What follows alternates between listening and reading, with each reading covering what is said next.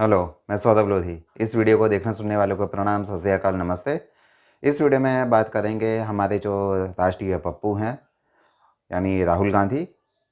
उसके द्वारा जो ब्रिटेन में जिस तरह से भारत के लोकतंत्र, संविधान, न्याय व्यवस्था, हिंदुओं, बीजेपी, मोदी के विरुद्ध में जिस तरह से बातें की जा रही हैं, उसके बारे में, उसका वो क्या तात्पर्य है। और दूसरी चीज़ के हमारे जो पप्पू हैं, उनका संभावित भविष्य या उनके साथ में कुछ संभावनाएं हैं, वो क्या हो सकती हैं, उसके बारे में है। कई लोगों को ऐसा लग रहा है कि हमारा जो पप्पू ब्रिटेन में गया है, वो जिस तरह से वहाँ पर बातें कर रहा है, अपने विचार रख रहा है, वो भारत के लिए बहुत ख़राब हैं, बहुत हानिकारक हैं। और मैं भी मानता हूँ ये भी बहुत ख़राब और बहुत हानिकारक हैं और ये सही है। परंतु मैं उसके इस तरह के वाणी विलास से बिल्कुल भी आश्चर्यचकित नहीं हूँ। मैंने 2018 में भी इसके विषय में कुछ ट्वीट किए थे, वो आप पढ़ सकते हैं। और 1 मार्च को मैंने भी इसी तरह से एक ट्वीट किया था कि ये वहाँ पर जाएगा और जो विषय हैं उनके ऊपर एक बयान देगा, और वहाँ पर हमको इंतज़ार करना पड़ेगा कि शायद हो सकता है कुछ वहाँ से चुटकुले भी आएंगे। आप ये पढ़ सकते हैं। इसलिए उसके बाद में जो वहाँ से बयान आए, जिस तरह की बातें आईं, जो भारत से, लोकतंत्र से, संविधान से नफ़रत करने वाला व्यक्ति है, वो ऐसी बात तो करेगा करेगा, पर साथ में जिसको हिंदू घृणा है, हिंदू नफ़रत है, जो हिंदुओं को अपनी सत्ता के बीच में एक विक्षेप की तरह देखता है, वो व्यक्ति ऐसी ही बातें कर सकता है। आपने यदि गौर किया होगा कि राहुल गांधी की जिस तरह की भाषा है, जिस तरह के बयान हैं, सेम टू सेम वही विचार, वही भाषा, वही बातें, वही tone same to same Bharat के मुस्लिमों का रहता है। इसलिए हमें, या मैं ऐसा कहता हूं कि मुझे तो इसके बारे में बिल्कुल भी आश्चर्य नहीं है कि वो जिस तरह से वहाँ पे बातें कर रहा है। पर हिंदुओं को मैं एक चीज़ बता देता हूँ कि ये अभी सिर्फ पहला चरण है। दूसरा चरण और तीसरा चरण अभी बाकी है, और वो तब शुरू होगा कि जब ये हमारा पप्पू भारत में वापस आएगा और जैसे जैसे चुनाव का समय करीब आता जाएगा। और वो 2 चरण हैं। नंबर 1, भारत के आर्थिक और राजनीतिक हितों के ऊपर हमले, फिर वो वैचारिक हों, राजनीतिक हों या हिंसक हों। और दूसरी चीज़, भारत के हिंदुओं और विदेश में बसे हुए हिंदुओं के ऊपर हिंसक हमले, आतंकवादी हमले, ये होने वाले हैं। और साथ में भारत की संप्रभुता, सेना, संविधान के ऊपर आक्रमण अब शुरू होंगे। सबसे पहले बात कर लेते हैं कि भारत के राजनीतिक और आर्थिक हितों के ऊपर किस तरह से हमले हो सकते हैं। आपने देखा होगा कि 24 जनवरी को हिंडनबर्ग रिसर्च ने एक रिपोर्ट जारी की थी, और अदानी के शेयर क्रैश हो गए थे। उसका एफपीओ जो पूरी तरह से भर चुका था, उसको उन लोगों ने निवेशकों के हित के नाम पर रद्द कर दिया और पैसा वापस कर दिया। तो अब ये लोग भारत के आर्थिक और राजनीतिक हितों के ऊपर किस तरह से हमले करेंगे, उसके बारे में थोड़ी ऐसी है चीज़ें कि ये लोग भारत में और या विदेश में काम करने वाली भारतीय कंपनियों के ऊपर, विदेशी जो कंपनियां हैं जो भारत में काम कर रही हैं और भारत में निवेश कर रही हैं, उनको भड़काएंगे, उनके खिलाफ हमले करेंगे, राजनीतिक धरने प्रदर्शन करवाएंगे, आपराधिक हमले करने के लिए इस्लामिस्टों को या सीपीआई या लेफ्टिस्ट जो राजनीतिक कार्यकर्ता हैं उनको आगे करेंगे। जैसे आपने तमिलनाडु में देखा था कि एक स्टरलाइट का प्लांट था, उसके विरोध में एक धरना प्रदर्शन हुआ था। गुजरात में निरमा के प्लांट के खिलाफ एक विरोध प्रदर्शन हुआ था और उसमें बीजेपी के किसी नेता का भी इन लोगों ने सहयोग लिया था। शायद हो सकता है कि उसको डरा धमका कर या लालच देकर अपने साथ में मिला लिया हो। तो ये इस तरह से ये लोग भारत की आर्थिक जो ताकत है उसके ऊपर हमला करेंगे, ये भारत में करेंगे। अब विदेश में किस तरह से करेंगे कि ये लोग विदेश में जो कंपनियां भारत की काम कर रही हैं उनके जो आर्थिक हित हैं, जो फैक्ट्रियां हैं या वो व्यावसायिक प्रतिष्ठान हैं, उनके ऊपर खालिस्तान के नाम पर भारत में पर्यावरण के नाम पर या उस देश में पर्यावरण के नाम पर भारत में मुस्लिमों के ऊपर जो अत्याचार हो रहा है उसके नाम पर, डेमोक्रेसी को बचाने के नाम पर, ऐसे किसी चोले के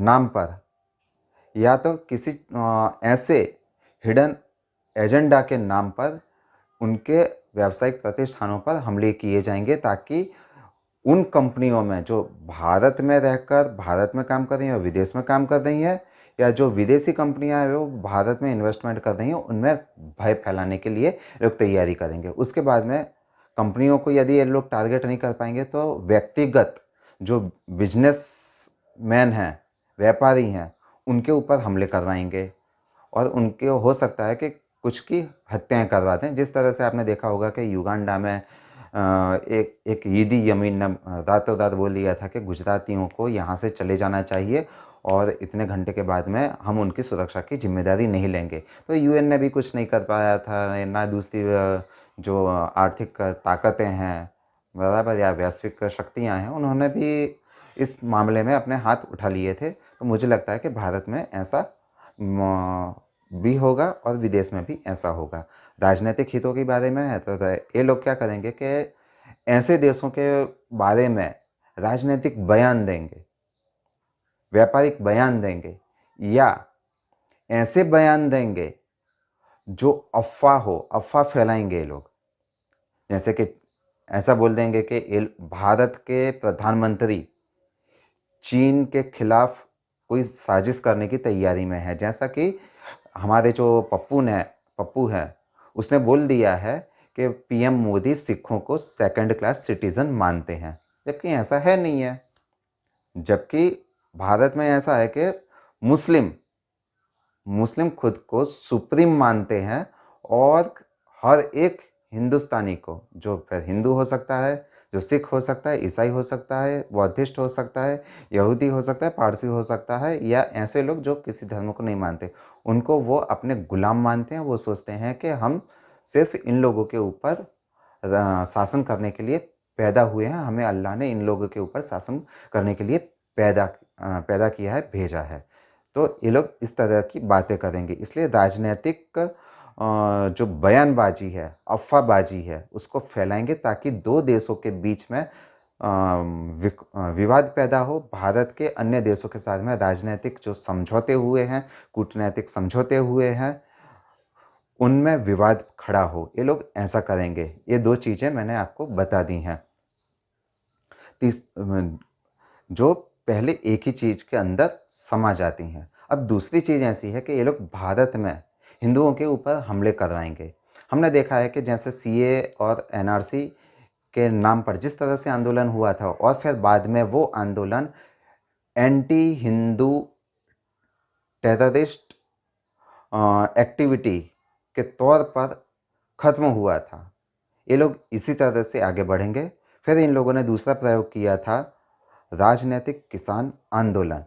राजनीतिक किसान आंदोलन में क्या हुआ था कि इन लोगों ने इस तरह से हिंसाएं की थी कि हमारे जो मियाँ लॉर्ड हैं उन लोगों ने नेगोशिएट करने के लिए और सरकार के ऊपर दबाव डाला था कि आप ये कानून वापस ले लीजिए। जो 3 किसान कानून आए थे, कृषि कानून आए थे, उनको वापस लेने के लिए बाध्य किया था। अब यहाँ पर इन चीज़ों को आगे बढ़ाने के लिए ये लोग किस तरह से अपने जो घटक हैं उनका इस्तेमाल कर सकते हैं, स्लीपर सेल हैं उनका इस्तेमाल कर सकते हैं।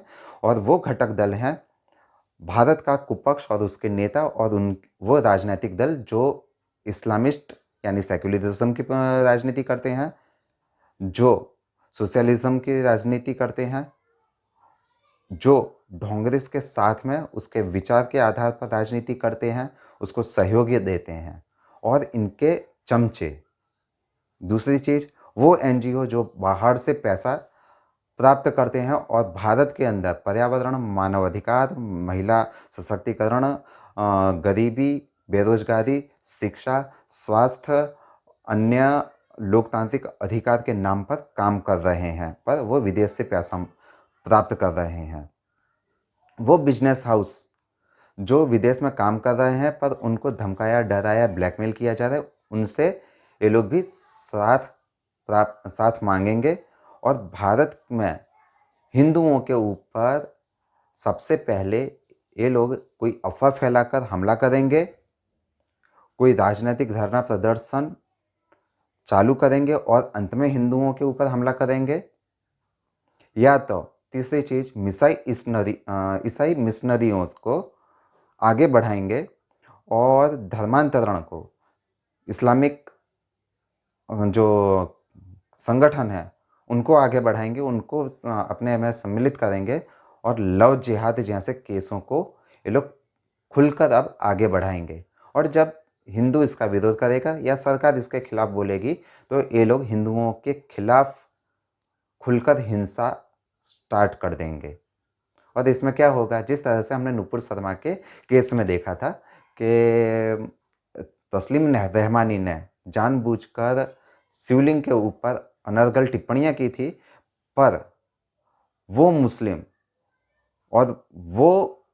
मुस्लिम जो इस्लाम को मानता है, जहाँ पे सच को काफिर माना जाता है, हराम माना जाता है, वो खुद को फैक्ट चेकर कहता है। वो एक वीडियो क्रॉप करता है और कहता है कि इसने हमारे किसी राजनीतिक नेता की बेइज्जती की है, और उसके बाद में नुपुर शर्मा को पार्टी से बीजेपी के ऊपर दबाव डालकर निकलवाया जाता है, ताकि वो लोग नुपुर शर्मा के साथ में रेप कर सकें, उसकी हत्या कर सकें।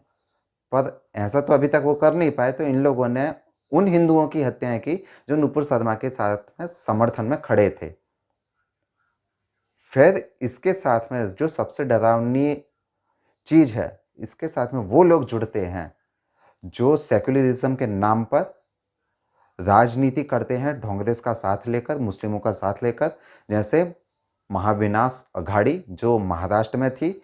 उद्धव ठाकरे उस सरकार को चला रहा था, और उस शासन में, महाराष्ट्र के उस शासन के दौरान पालघर में साधुओं की लिंचिंग होती है, उस घटना को छुपाया जाता है, पर सोशल मीडिया के ऊपर कुछ लोग वीडियो पोस्ट कर देते हैं। उमेश कोल्हे को जब मुस्लिमों ने कत्ल किया था, तो महाविनाश अघाड़ी ये कहकर उस समाचार को दबा देती है कि ये लूटपाट के लिए किसी व्यक्ति की हत्या की गई है। पर बाद में पता चला कि नुपुर शर्मा के समर्थन के कारण उमेश कोल्हे की हत्या की गई है। तो ऐसे वो ऑनलाइन न्यूज़ मीडिया पोर्टल जो विदेशों से फंडिंग प्राप्त करते हैं, वो हिंदुओं के खिलाफ भड़काऊ बयानबाजी को आगे बढ़ाएंगे, इस्लामिक अफवाहों को, जिहादी नैरेटिव को आगे बढ़ाएंगे, और हिंदुओं के कत्लेआम को जायज़ ठहराने के लिए उसको और सर्कुलेट करेंगे, और उसमें और आग में घी डालने का काम करेंगे। और इस तरह से हिंदुओं के खिलाफ इस्लामिस्ट जिहाद करेंगे, खुलकर दंगे करेंगे और हत्याएं करेंगे। सरकार यदि बोलेगी, हिंदू प्रतिकार करेगा, तो ये लोग भारत को बदनाम करेंगे और साथ में भारत के विभाजन के लिए हो सकता है कि मांग भी करने लगें। पर यदि आपने देखा होगा कि हमारा जो पप्पू है, वो भारत के खिलाफ जिस तरह की बात करके आया है या आएगा, वो उस बयानबाजी का एक अगला चरण है जो वो पहले करके आया था। उसने पहले सिर्फ हिंदू और आरएसएस, बीजेपी, नरेंद्र मोदी भारत की जो न्याय व्यवस्था है, लोकतंत्र, संविधान है, उसके बारे में वो थोड़ी-थोड़ी बात कर रहा था। पर अब उसका फ्रस्ट्रेशन बढ़ता जा रहा है। ये ऐसा लगता है कि ये अपने मास्टरों के अतिशय दबाव में है और मुझे ऐसा लगता है कि इसके मास्टर जो चीन है, पाकिस्तान है और जो जॉर्ज सोरोस जैसे कुटिल राजनैतिक निवेश करने वाले कुबेर, उनके दबाव में ये अब अपनी बकवास को खतरनाक लेवल पर ले जा रहा है। इसने सिखों को भड़काने में कसर नहीं रखी है। इसने कह दिया है कि सिख भारत में सेकंड क्लास सिटीजन है, ऐसा पीएम मोदी कहते हैं। ये बिल्कुल वही बयान है, यदि आपने देखा होगा कि हैदराबाद का जो मवेशी है वो अपनी राजनीतिक भाषणों में, राजनीतिक मंचों पर, राजनीतिक रैलियों में कहता है कि भारत में मुसलमानों को दोयम दर्जे का नागरिक माना जाता है। आप समझते रहिए। मैं ये चीज़ पहले लिख चुका था, अब भी लिखी है मैंने। और जब राफेल का इसने मुद्दा उठाया था तब भी मैंने लिखा था, जी न्यूज़ को एक रिप्लाई दिया था कि राफेल का मुद्दा पाकिस्तान के कहने से ये राहुल गांधी उठा रहा है और ये बात कुछ 4-5 महीने के बाद में सच साबित हो गई, जब पाकिस्तान के किसी नेता ने बोला था कि हमने तो राहुल गांधी को एक ऐसा मुद्दा दिया था कि जिसको वो आसानी से इस्तेमाल करके चुनाव जीत सकते थे, पर वो ऐसा कर नहीं पाए। और यदि किसी को ऐसा लगता है कि ये बात भी मैं शायद अपनी प्रशंसा के लिए बोल रहा हूँ, तो आप देख लेना कि मणिशंकर अय्यर पाकिस्तान में जाकर नरेंद्र मोदी की सरकार को हटाने के लिए वहाँ से मदद मांगता है। किससे? पाकिस्तान से। यानी ये वहाँ से डायरेक्शन ले रहा है, दिशा निर्देश प्राप्त कर रहा है। इसकी जो राजनीतिक स्पीच है, चीन, पाकिस्तान और वो राजनीतिक निवेशक जो भारत को बर्बाद करके, तोड़ फोड़ कर, हिंदुओं के जनसंहार करके, विस्थापन करके, हिंदू लड़कियों के साथ में बलात्कार करके अपना पैसा रिवर्स लेने की जो उम्मीद लगा के रखे हैं, उन लोगों की तरफ से इसकी स्पीच तैयार की जाती है, इसलिए वो इसी तरह से बोल रहा है। पर जहाँ तक मैं मानता हूँ कि हमारा जो पप्पू है वो एक राजनैतिक पावर को प्राप्त करने के लिए, यानी प्रधानमंत्री बनने के लिए इतना हताश, इतना चिड़चिड़ा हो चुका है कि वो सिर्फ 3 चीज़ों बोलने से दूर रह गया है कि नंबर 1, भारत के ऊपर सारी दुनिया को मिलकर हमला कर देना चाहिए और जिनके पास में परमाणु बम है तो उनको भारत के ऊपर परमाणु हमला कर देना चाहिए। दूसरी चीज़, वो इस्लामिक आतंकवादियों संगठनों के नाम लेकर बच रहा है, नहीं तो वो ऐसा बोल सकता है कि आप लोग सब भारत में आइए, हिंदुओं का जनसंहार कीजिए, हिंदू लड़कियों, महिलाओं के साथ में बलात्कार कीजिए, उनकी शरीरों की नीलामी कीजिए। ये इतना बोलने से बच रहा है और मुझे ऐसा लगता है कि आगे जाकर ये बोल देगा। तीसरे नंबर पर ये विश्व में हर संस्था को, हर देश को संबोधित करके एक कहने से बच रहा है कि आप बिल्कुल भी भारत में निवेश मत कीजिए, अपने निवेश को वापस ले लीजिए, ताकि भारत में बेरोजगारी और बेकारी इतनी बढ़ जाए कि जो हिंदू बीजेपी को, मोदी को वोट दे रहा है, वो गुस्से में आकर उनकी हत्याएं कर दे। ये अब एक्सट्रीम पॉइंट से सिर्फ एक कदम दूर रह गया है, क्योंकि इसने जिस तरह से भड़काऊ बयानबाजी की है, वैसे तो इसके ऊपर यूएपीए लगना चाहिए और इसको जेल में डाल देना चाहिए, साथ में हमारी जो बार माता है। परंतु मोदी सरकार ऐसी क्रूर और तानाशाही होती तो इन लोगों को कब से अंदर डाल दिया होता, इनको कब का ख़त्म कर दिया होता, पर ऐसा होता नहीं है। इसलिए ये लोग क्या है कि हिंदुओं के जो सरल स्वभाव है उनका ये लोग पूरी तरह से दुरुपयोग कर रहे हैं। दूसरी चीज़ एक और है कि हमारा जो पप्पू है वो भारत को विभाजित, खंडित करने के लिए इतना उतावला है कि वो अब हिंदुओं को जो विभाजित करने वाली जो खेल था इनका, इनकी व्यूह रचना थी, उससे आगे बढ़कर ये अब भारत को विभाजित करने की व्यूह रचना को अपनी राजनीति का मुख्य हथियार बनाने के लिए तैयार हो चुके हैं। यदि आपको पता होगा कि कांग्रेस का एक एमओयू चाइना की जो कम्युनिस्ट पार्टी है उसके साथ में है, और मुझे ऐसा लगता है कि उसमें कुछ ऐसे पैराग्राफ होंगे, कुछ ऐसे नियम होंगे या सेक्शन होंगे कि जो बोलता होगा कि यूपीए को या सेक्युलर सरकार को या नॉन बीजेपी गवर्नमेंट जो भी आए कांग्रेस के लीडरशिप में, या कांग्रेस जिसका घटक बनकर रहेगी, तो उनको भारत की विदेशी मुद्रा भंडार में से कुछ हिस्सा पाकिस्तान को और कुछ हिस्सा चीन को देना पड़ेगा, और भारत की आर्थिक ताकत और राजनीतिक ताकत को सीमित रखने के पूरे प्रयास करने पड़ेंगे। क्योंकि मैं जिस तरह से इनके विचार सुन रहा हूँ, ऐसा लगता है कि उस एमओयू में ऐसा ही होगा, क्योंकि इन लोगों ने भारत की सैन्य ताकत के खिलाफ राफेल का मुद्दा उठाया था, भारत की क्षमता के ऊपर सवाल खड़े करने के लिए कश्मीर और सर्जिकल स्ट्राइक दोनों के ऊपर सवाल उठाए थे। इन लोगों ने गलवान और डोकलाम के ऊपर सवाल उठाए थे। इसलिए मुझे लगता है कि वो एमओयू 1-2 पन्ने का, 5-7 पन्ने का नहीं है। ये लगता है कि लगभग 150-250 पेज का होगा एमओयू, और उसमें विस्तारित तौर पर एक-एक सेक्शन अलग होगा।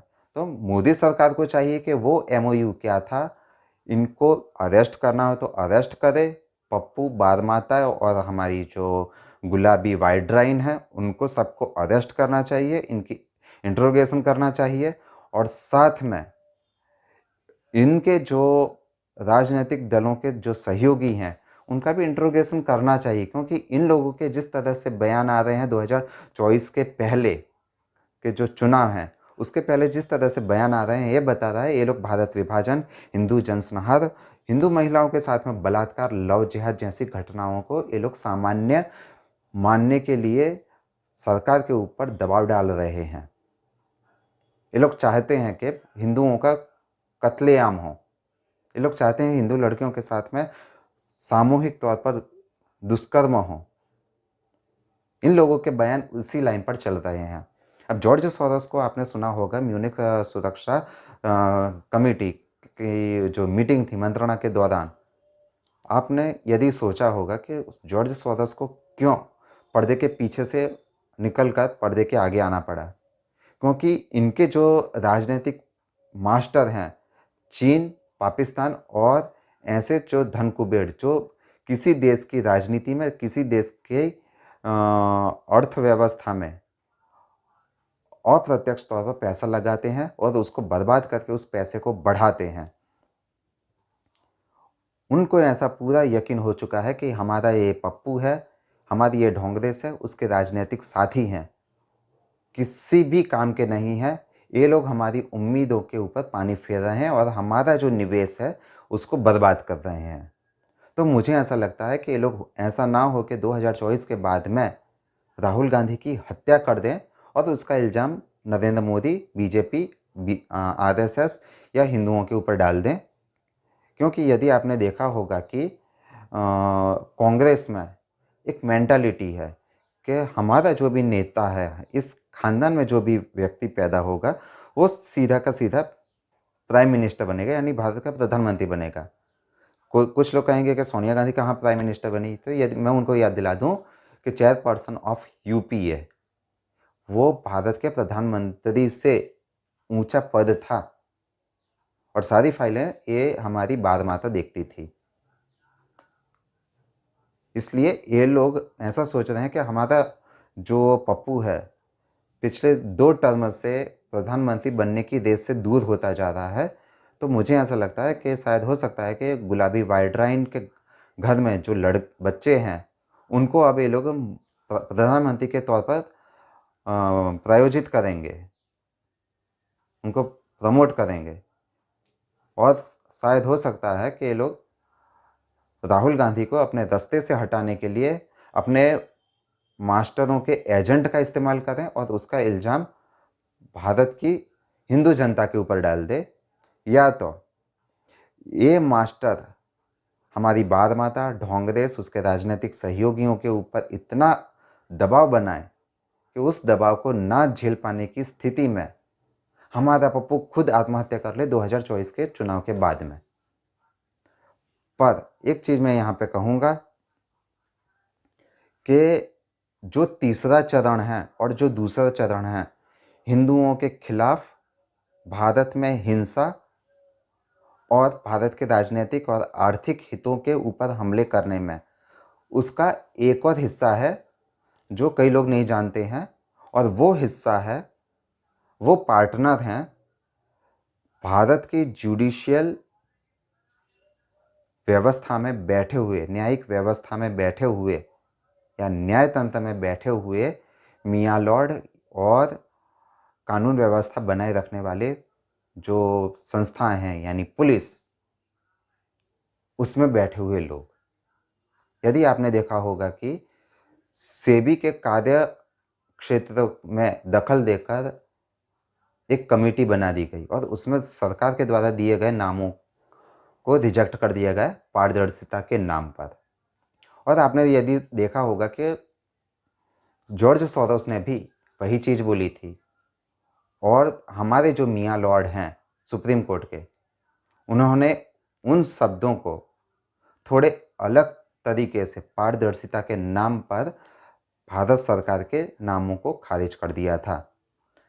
तो भारत के ऊपर जब हमला होगा राजनीतिक आर्थिक हितों के ऊपर, हिंदुओं के ऊपर डायरेक्ट दंगों की शक्ल में, तो उसमें सबसे महत्वपूर्ण भाग अपनी भूमिका जो निभाएंगे वो मियाँ लॉर्ड होंगे।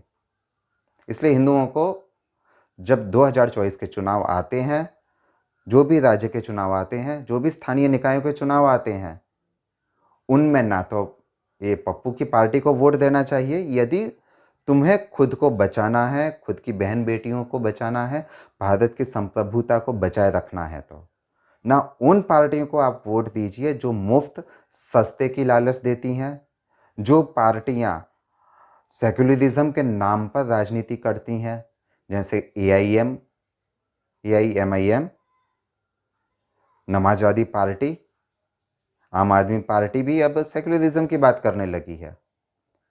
ऐसी पार्टियों को कभी भी आप वोट मत दीजिए। ये लोग आपका वोट लेकर आपका घर जलाएंगे, आपके घर के पुरुषों की हत्याएं करवाएंगे, आपकी घर की महिला सदस्यों की इज्जतें लूटेंगे और उनको बाजार में बेचने देंगे। आपको तय करना है कि आपको सुरक्षा चाहिए या मुफ्त चाहिए। आपको तय करना है कि हमें एक ऐसा लोकतंत्र चाहिए जो भारत और भारत के हिंदुओं की सबसे ज़्यादा चिंता करे, ना कि उन लोगों की कि जो विदेशी पैसों के एजेंट बनकर काम कर रहे हैं। और मैं एक चीज़ और बता देता हूँ कि मैं ऐसा मानता हूँ कि हमारा जो राहुल गांधी है वो विदेशी ताकतों का एजेंट है। इसको लोकतंत्र, संविधान, न्याय व्यवस्था में और भारत में बिल्कुल भी यकीन नहीं है, और ये हिंदुओं से इतनी घृणा करता है जितना शायद एक जिहादी नहीं करता होगा। धन्यवाद।